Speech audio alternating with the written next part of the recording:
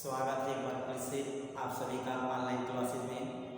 इसके पहले के वीडियो में हम क्षितिज से 2 चैप्टर पढ़ा चुके हैं और आज हम कृतिका के पहले चैप्टर को स्टार्टिंग करेंगे, जिसमें पहला चैप्टर इस जल प्रलय में और 5वां चैप्टर जो लगा होगा किस तरह आखिरकार में हिंदी में आया।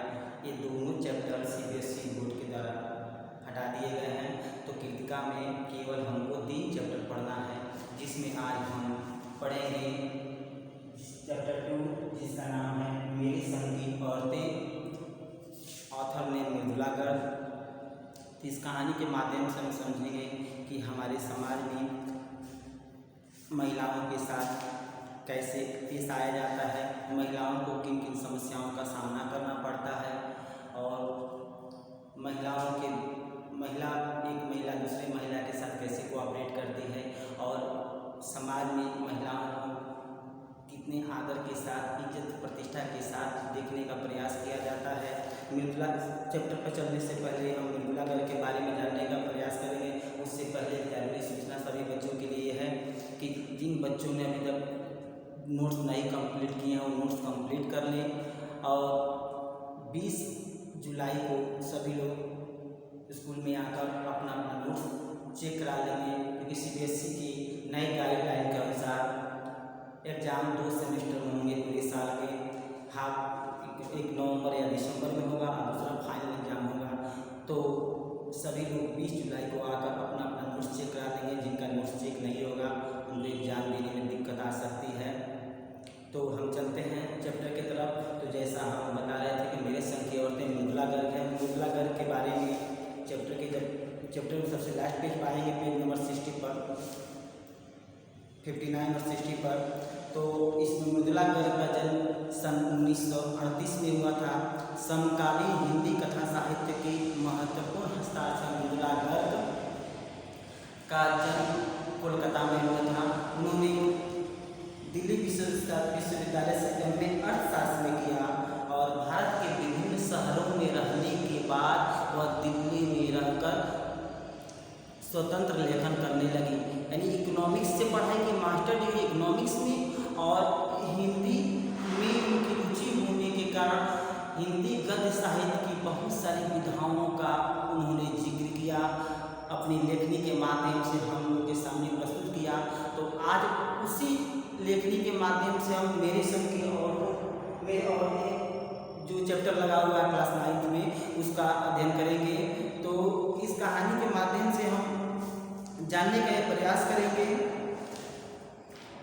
कि कैसे महिलाओं के बीच हमारा समाज अग्रसर है, समाज को आगे बढ़ाने में, समाज को एक नई दिशा देने में, समाज को फर्श से अर्श तक ले जाने में महिलाओं का कितना बड़ा योगदान रहा। आज इस कहानी के माध्यम से समझने का प्रयास करेंगे। बहुत ही रोचक कहानी है, उम्मीद है कि आप सभी को पसंद आएगी। तो चलते हैं हम कहानी की तरफ।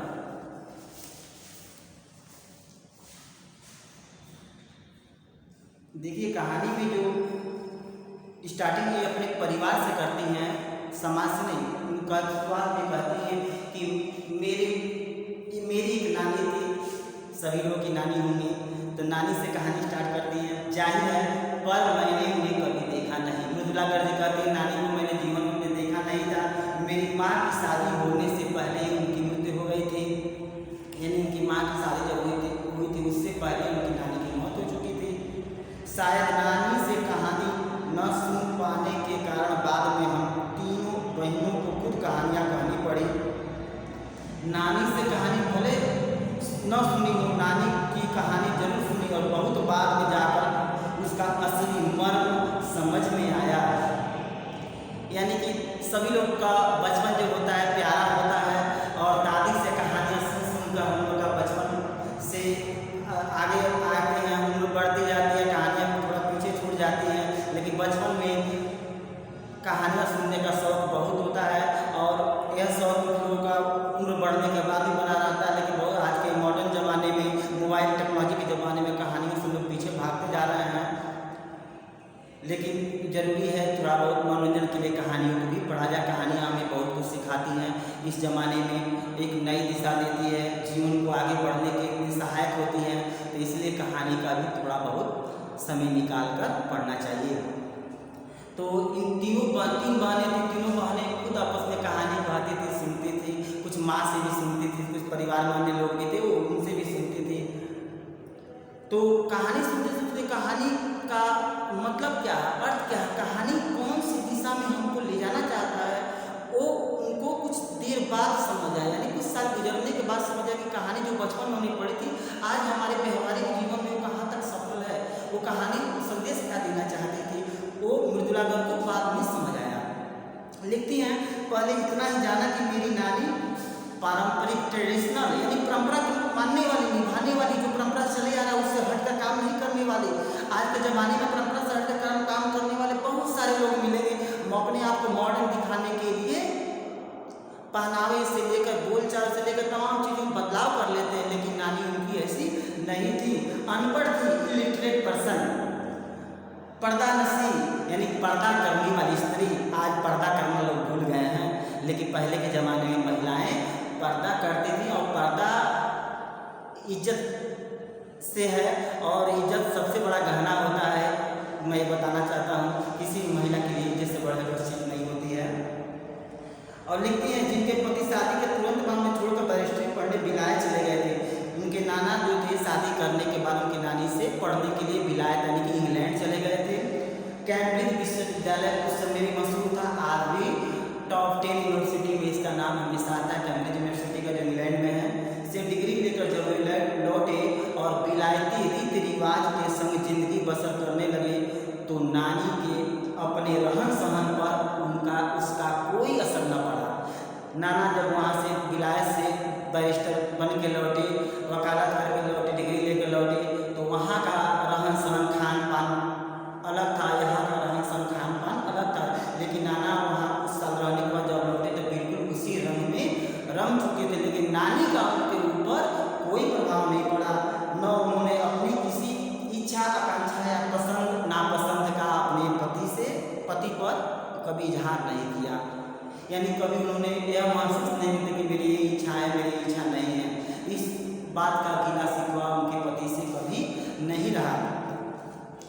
पर जब कम उम्र में नानी ने खुद को मौत के करीब पाया तो 15 वर्षीय इकलौती बेटी यानी मेरी माँ, यानी नानी को कुछ बीमारी हो गई थी, कोई बीमारी हो गई थी जिसमें खुद को मौत के बहुत करीब पाई, तो अपने 15 साल की बेटी यानी लेखिका की माँ से यानी शादी के फिक्र ने इतना डरा कि एकदम मुंहजोर उठी। मुंहजोर मतलब होता है बहुत बोलने वाले। घर में हमारे जितने सदस्य होंगे उसमें कोई ना कोई बहुत मुंहजोर होगा, जो डरता नहीं होगा, कुछ ना कुछ हमेशा कहता होगा।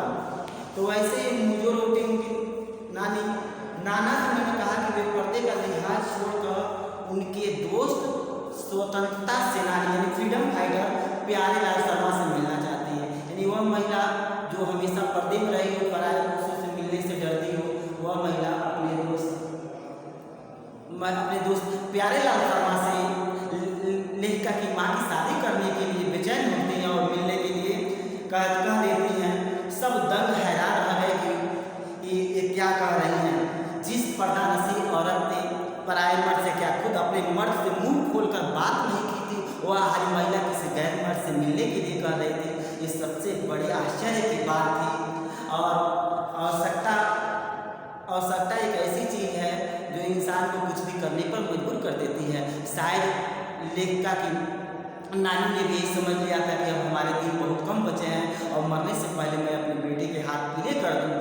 इसी सोच के साथ उन्होंने प्यारेलाल शर्मा से मिलने के लिए कह दिया। पर नाना ने वक्त की कमी और मौके की नजाकत की लाज रखी। नाना ने सवाल जवाब नहीं किया, मौका देखे कि हाँ कुछ दिन के बचे हुए हैं तो उनकी बात को मान लिया। सवाल जवाब में वक्त बर्बाद करने की बजाय फौरन जाकर अपने दोस्त को बुला लाए और बीबी के सामने पेश कर दिया, उनके हुजूर में पेश कर दिया गया। अब जो नानी ने कहा वह और भी हैरत अंगेज था, यानी आश्चर्य से भरा हुआ था। अगर आप उपन्यास आगे चलकर नॉवेल्स पढ़ेंगे, हैरत अंगेज उपन्यास जिसमें बहुत सारी तिलस्मी चीज़ें रहती हैं, तो हिंदी साहित्य में जब पढ़ेंगे देवकीनंदन खत्री का जिनका उपन्यास चंद्रकांता है, टीवी सीरियल के रूप में भी ये देखा जा चुका है। तो उसमें एक से बढ़कर एक कहानियाँ मिलती हैं, अलग अलग कैरेक्टर मिलते हैं।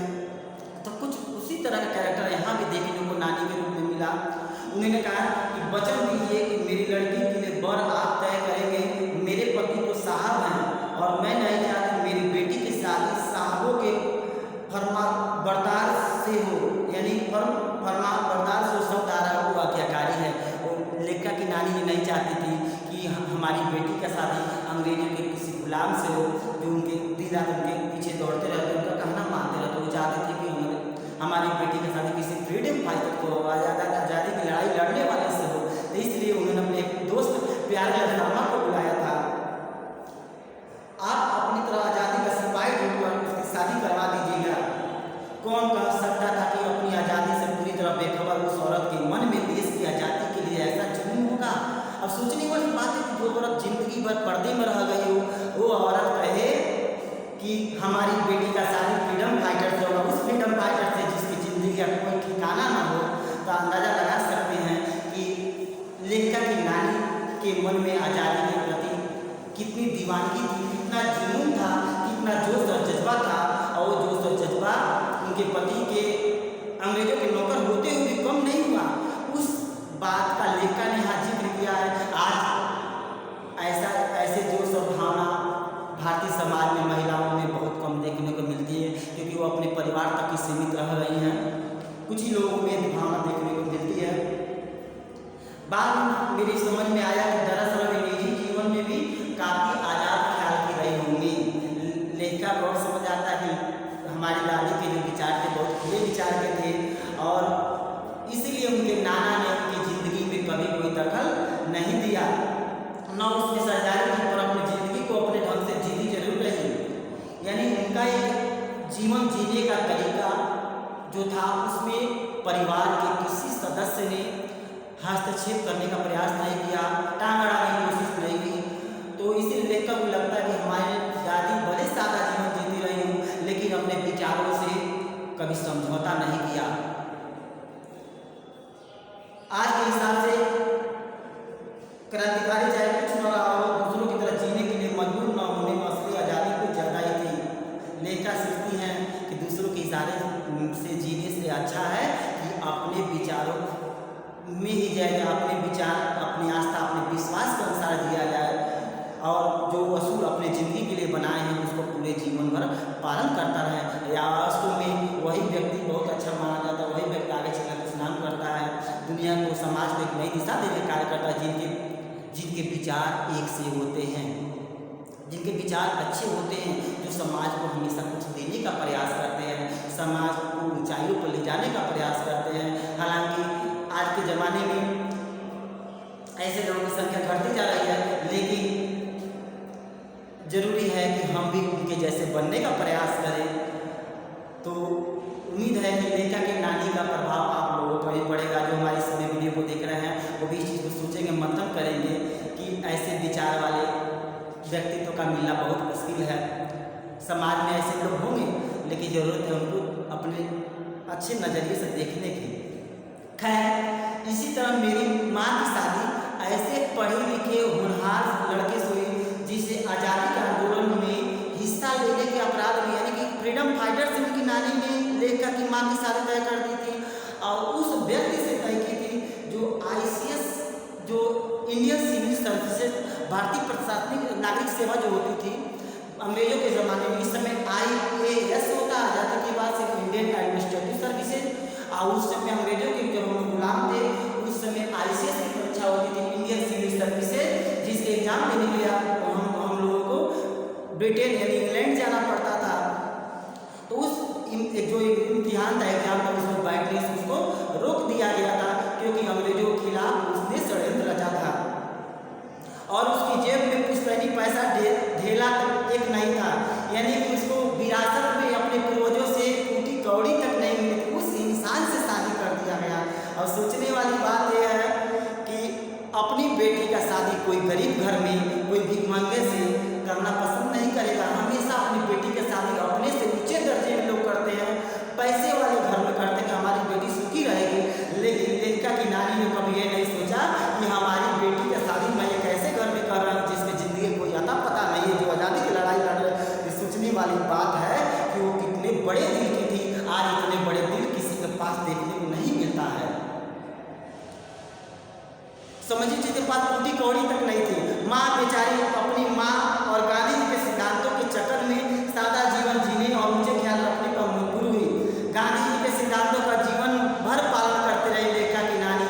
सादा जीवन, उच्च विचार, और इस विचार को वो अपने पूरे जीवन में लागू की। अपनी बेटी की शादी भी वैसे लोग वैसे व्यक्ति के साथ ही की और अपने विचारों से कभी उन्होंने समझौता नहीं किया, सिद्धांतों से कभी समझौता नहीं किया। हाल उनका यह था कि खादी की साड़ी उन्हें इतनी भारी लगती थी कि कमर चरका खा जाती। रात रात भर जाकर वे उसे पहनने का अभ्यास करती, जिससे दिन में शर्मिंदगी न उठानी पड़े। वे कुछ ऐसी नाजुक थी कि उन्हें देखकर उनकी सास यानी मेरी दादी ने कहा था, हमारी बहू तो ऐसी धोई पोछी और छींटी पर टांग दी। यानी लेखा की नानी जब आई थी शादी करके तो खद्दर की जो साड़ी आती है, खादी असम की साड़ियाँ होती हैं, बहुत भारी होती हैं, तो रात में जगकर उसको कमर में बांधने का प्रयास करती थी, पहनने का प्रयास करती थी। बार बार वो पल्लू सरक जाता था, तो कई बार प्रयास करती थी, लोग सामने पहनने की प्रयास करते थे, लोग कोई गलत न मान लें, क्योंकि उनकी पहनने की आदत नहीं थी। लेकिन शादी होने के बाद से खादी के कपड़े पहनना इतना आसान है। आज भी बहुत सारी महिलाओं को अच्छी तरह से साड़ी पहनना नहीं आता है।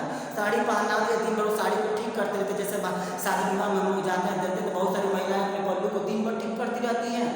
ये कमियाँ देखने को मिलती हैं, क्योंकि हम लोग अधिकांश महिलाएं घर पर सलवार सूट पहनती हैं, कहीं बारी भर साड़ी पहन के शादी विवाह जाना होता है तो वहाँ कंफर्टेबल फील नहीं करती हैं। तो ये चीज़ आदि भी देखने को हमको मिलता है। लेकिन सिचुएशन के हिसाब से अपने आप को बदलने की कला लेखिका की माँ में था।